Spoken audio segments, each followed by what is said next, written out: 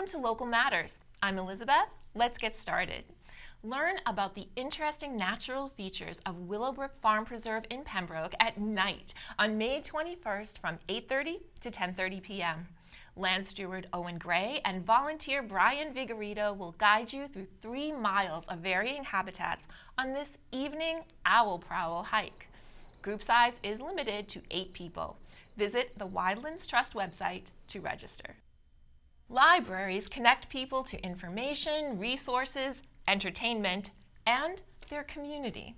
Adapting to rapidly changing needs for services this past year has been a challenge for all of our libraries. But for Kelsey Casey, who was appointed new library director of the Plymouth Public Library during this pandemic, the challenges were even greater. Kelsey is up to it and visited with Julie via Zoom to update us on what's new at the library. Kelsey Casey, welcome. We're so pleased to have you here today. Thank you. Thank you for being here. So, first question is, you become the head librarian at the director of the library here in Plymouth. How did you get into this profession? You must love books and more. Yes, so I've always loved reading. I was always a voracious reader. When I was in elementary school, I was part of the library club where during recess we would shelve books or stamp incoming materials. So I would always get first pick at the books. And, through high school, college, of course, I changed my mind about a dozen times. But I always kind of would jump back to library services.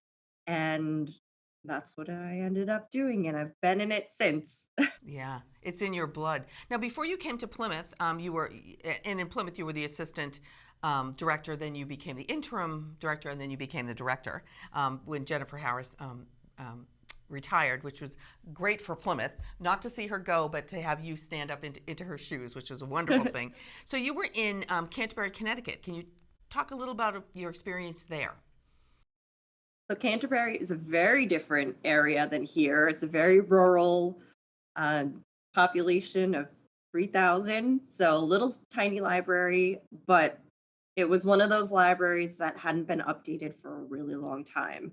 So there was a lot of work to be done, including, changing the website so it wasn't something that looked like it came from 1991, adding social media accounts, and just kind of updating the library too, because libraries in general, people think of them as the place where books live. And that was definitely true for that library. So we changed it into what libraries should be, which is an information center for everything, and also a community center for people to gather and interact.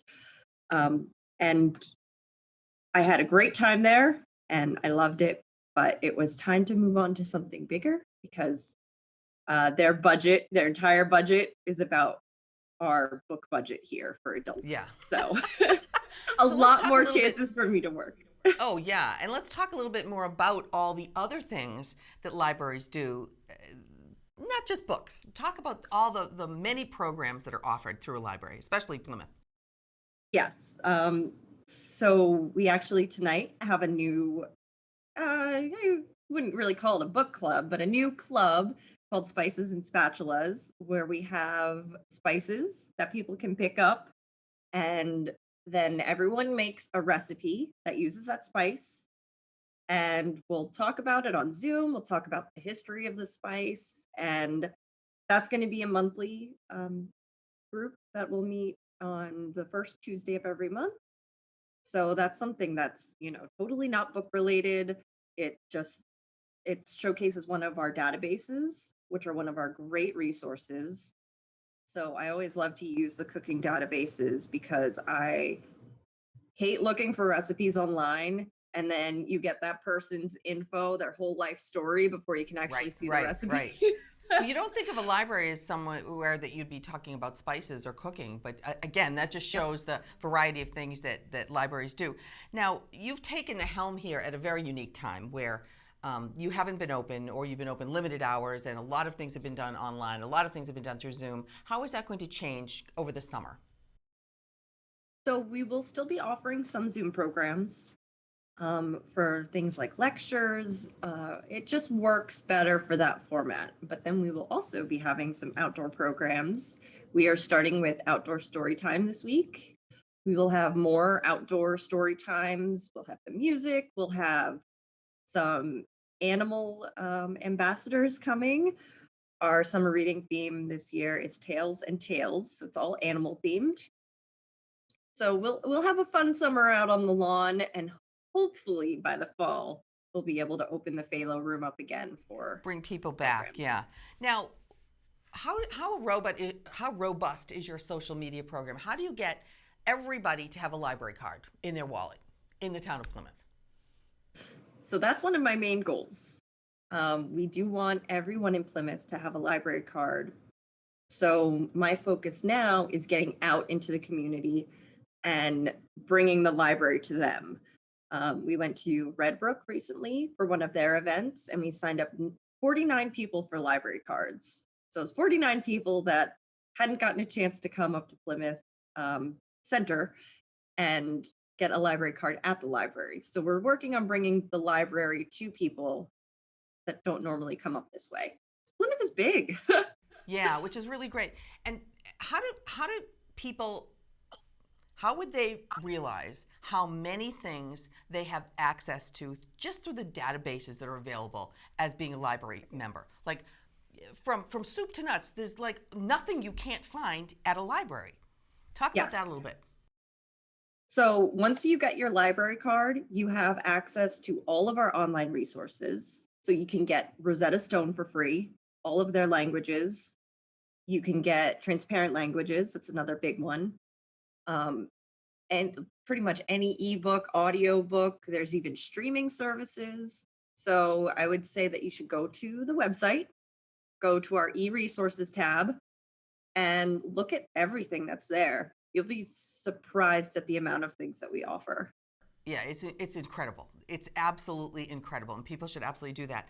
And how do you think the pandemic has changed the way people actually view libraries? So the shift has been kind of growing where libraries are seen as kind of a community center instead of just the place where the books live.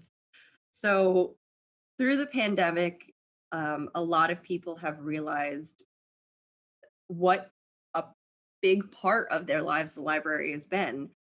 Um, just not being able to gather with people has been such a huge detriment of the pandemic. And the library was the place where a lot of people would do that. Maybe a lot of people would get their only social interaction from the day at the library. So as we shift back into somewhat normal, we are hoping to connect people more because, gosh, the social aspect of the pandemic has been just terrible. Right, right. And libraries are such a neutral place to go where there's no pressure, there's no politics. It's just people enjoying the space, enjoying the books, enjoying the programs, enjoying the other people in a very positive manner. So congratulations on that. That's wonderful. And I can't leave you without asking, what books do you have on your bedside table that you're reading? So I always like to try to do one biography or nonfiction and one fiction at a time. So right now I am reading Crying in H Mart and I am reading Liberty. So one I have on my phone so I can read at all times, and then one I have in book format because I love the book format, but I do like being able to read, if I'm waiting in line somewhere. That's right. Or Good for you. Excellent. Well, Kelsey, it's been wonderful to talk to you today. I'm sure we will see you again. And best of luck as the director of the Plymouth Public Library. We welcome you, and we're so happy that you're here. Thank you. Thank you so much. To check out the library's programming and all it has to offer, visit plymouthpubliclibrary.org. Gather in the beautiful backyard space of the Duxbury Senior Center for a musical afternoon of performance by the Loft String Quartet.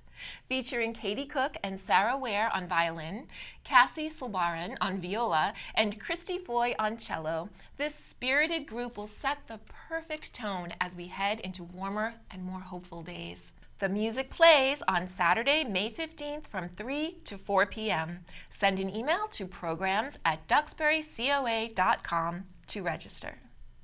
Erica is here with an all-new In the Schools. The COVID-19 pandemic and necessary safety protocols has significantly impacted the performing arts, preventing nearly all live performances from being a part of our lives for over a year. But the Silver Lake Regional High School Drama Club is both persistent and tenacious, and we were able to successfully produce a full musical theater production of The Little Mermaid. While following all CDC guidelines from the initial shutdown in 2020, including singing strictly virtually until March 17th of 2021, they were able to film both acts in person. Parents and students were able to watch the musical from home, live on a streaming platform. While we cannot replay the performance due to copyright permissions, we can show you some of the moments after the curtain when memories were made that will live on long after this one-time only event. The behind-the-scenes student-generated content was produced by Drama VP Maggie Kunsala, who also played the role of Scuttle in the musical. Maggie planned the questions, filmed the interviews, edited the content, and did a fantastic job. Let's watch.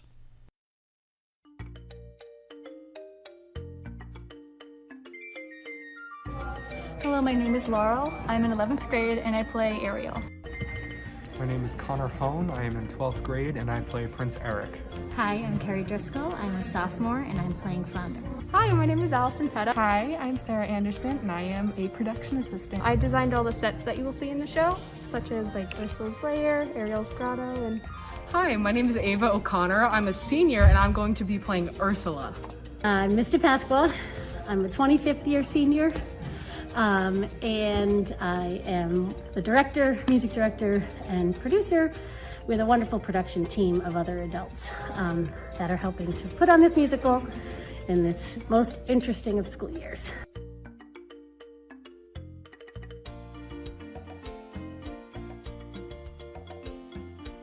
Uniquely complicated. Interesting. Sort of overwhelming. Unforgettable. Different? It's almost like you have all the space in the world and yet somehow there's this feeling of being claustrophobic. There's a lot of new rules that you have to abide by, and it's a lot to just take in.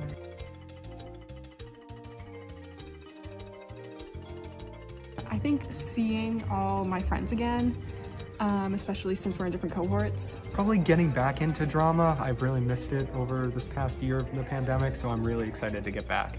By being home and teaching remotely, unlike most other teachers, because singing in the buildings wasn't allowed.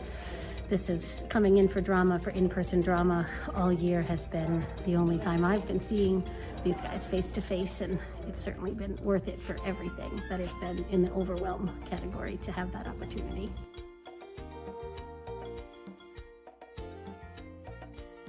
Being 6 feet apart. Time is definitely hard because we only have so many people in the auditorium at a time, and you have to keep distance. So sometimes when I want to work on a set, people also need that set for the show. So it's just difficult for time, but we're figuring it out. Able to see the entirety of the show as it kind of unfolds has been a little bit hard, for sure. I'd have to say probably one step closer. I like the goal number, not gonna lie. I mean, I'm a little bit biased because I have some really good numbers. So my favorite's probably Poor Unfortunate Souls, just because it's an absolute classic and everyone knows it. And I've known it since I was a little kid. So that's been really fun to try and bring to life, to get all the characters interacting and all that stuff. And it's been an absolute joy to perform.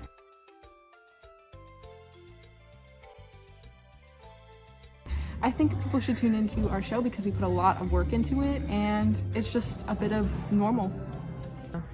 His Little Mermaid is a show about pursuing your dreams and being who you want to be. It's a story about love and connection, and I think that works really well in the division and isolation that we've been seeing in society currently. And this group of 40 cast and crew members have committed to this show all year long, and their performances are so outstanding. We can't miss some seniors' last musical on stage. I wasn't willing to let that this year go by without that opportunity, or for this freshman class who's got their first chance to be in the high school show. Just weren't going to let those opportunities pass by. So you should watch it because the cast deserves an audience, and you'll definitely be entertained.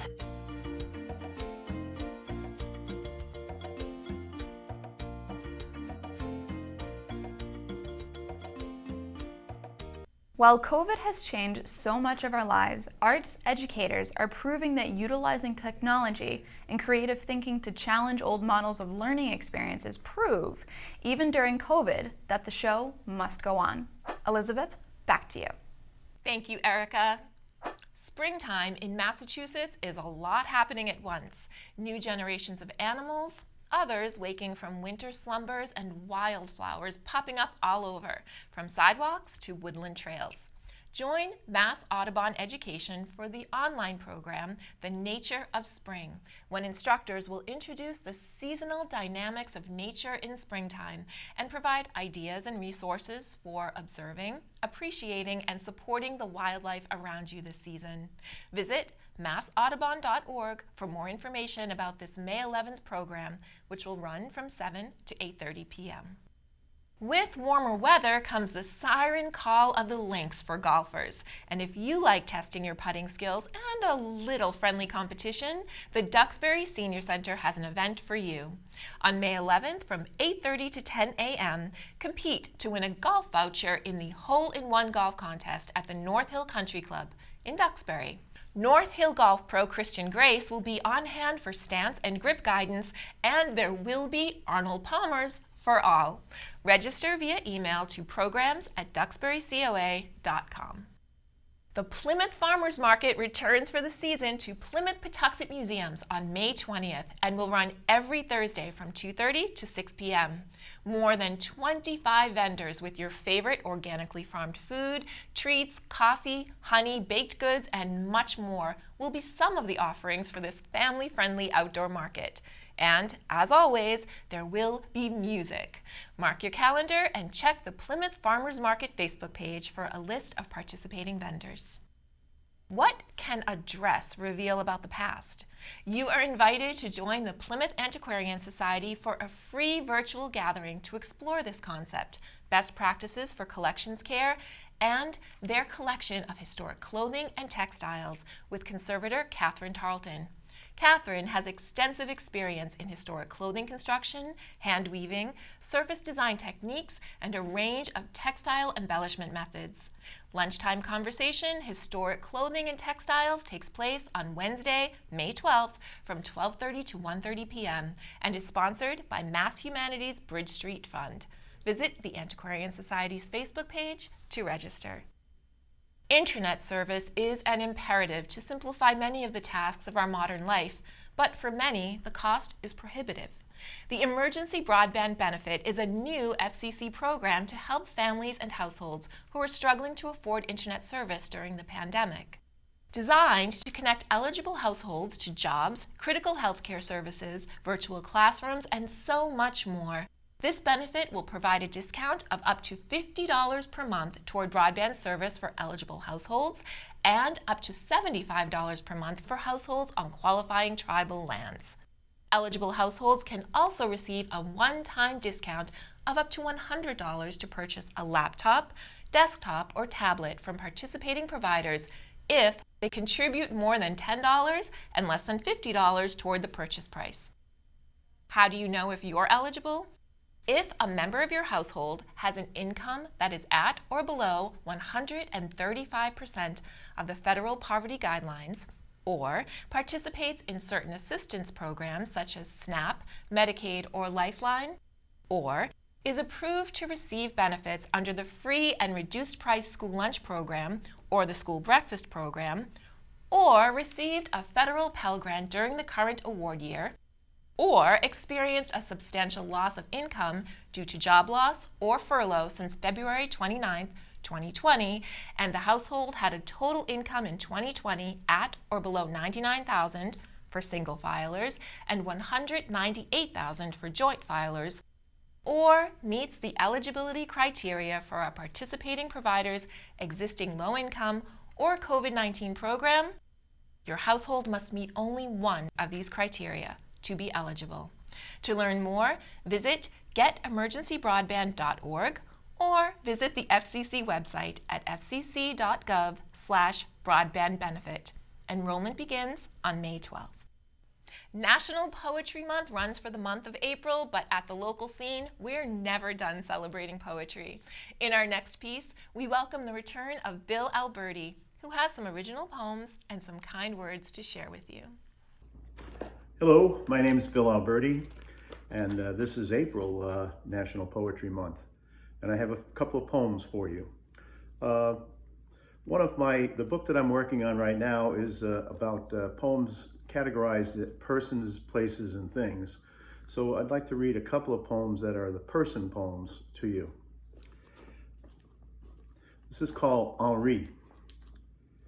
He could not run with scissors, now wheelchair bound, but he would snip and carve as surgeons had sliced him.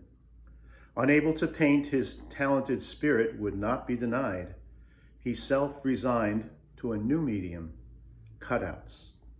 He rendered artworks in radical, flat, semi-abstraction, like his exuberant dancing Icarus. A collage in blue, gold, black, white, and red.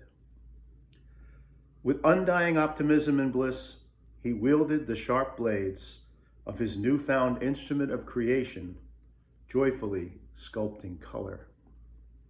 Of course, that's about the famous artist Henri Matisse, who was always a very happy man. This is called Hermit, not really. At party socials, Henry David belted out sea chanties. He treasured immersion in nature. To decorate his family home, he foraged for flowers. He abhorred corporal punishment. On field trips with students, he picked berries and boated. He initiated a performance art, building a cabin in the woods on Emerson property. There he squatted for 2 years, 2 months, 2 days, near a pond named Walden. Less than a mile from town, he sauntered home most evenings to dine with family and friends. He was very civil in disobedience and often entertained visitors with his watermelon parties. By his experiment, he transformed himself into a thorough celebrity. There's a picture for you. I think you know who that is. This is called Floating Butterfly. You were so pretty, a cocky loudmouth, an elegant man in a brutal sport, with a winning smile and a bee-sting left hook. An Olympic champ, name change activist, Mohammed, beloved of God. Never called nigger by the Vietnamese, you refused the draft. Vilified boxer, stripped of your title for voiced convictions, after conversion, you paid a stiff price, 3 prime career years. Exonerated, you defied the odds when you shuffled back with planned strategy to rope a dope in a jungle rumble. You backed braggart boats, but took vicious blows, till in the 8th round you regained your crown, pugilist poet, champion in motion. You did it again, this time Manila, but pounding punches in the Chilla thriller addled your brain, mumbled bravado. Challengers came, challengers went, each stole a piece of the rhyming, sparring, human specimen you crafted of clay. But no one could steal your sense of humor, world-class charisma, or snuff out the torch you lit for us all with a generous heart. Your legacy lives in the self-promoted but truly proven proclamation, I am the greatest. And that's what the poem looks like. And one last poem for you. In New York City, I was born in Brooklyn, and in New York City, there is a celebrity who is known as the Naked Cowboy. And there's a picture of him. This is another picture of him here. And this guy performs in New York City. And he's not exactly naked, but pretty close. Naked Cowboy. Desperado, why don't you come to your senses? Glenn Frey and Don Henley from the Eagles. Bob Bork, the buff Broadway busker, moseys along 7th Avenue's pedestrian pathway between 44th and 45th, corralled by city slickers and out-of-town tourists. He's nearly nude in white Stetson and Western boots, but dread not, a patriotic painted guitar hangs down from his neck, strategically covering the fruits of his loom in tighty-whities. This midday cowboy stands face-framed by shoulder-length bleached blonde hair. Smiling, he strums the strings of his instrument to lasso the crowd's attention. 9 years, this Cincinnati-born cowpoke has been street performing, panhandling, and posing for pictures. Pocketless, he tucks tips into his boots. Every day, all kinds of weather, this midtown minstrel Adonis makes music and money, amusing himself and the masses. But I can't smirk or laugh at this dude, because this trademarked New York City fixture, beloved of the lassies and ladies, earns $150,000 a year. Giddy up, buckaroo. Now where did I put my guitar? Well, I hope you enjoyed some of the poems and enjoy National Poetry Month. Again, Bill Alberti. God bless you. Take care. Thank you so much, Bill, and thank you for staying with us for this episode of Local Matters.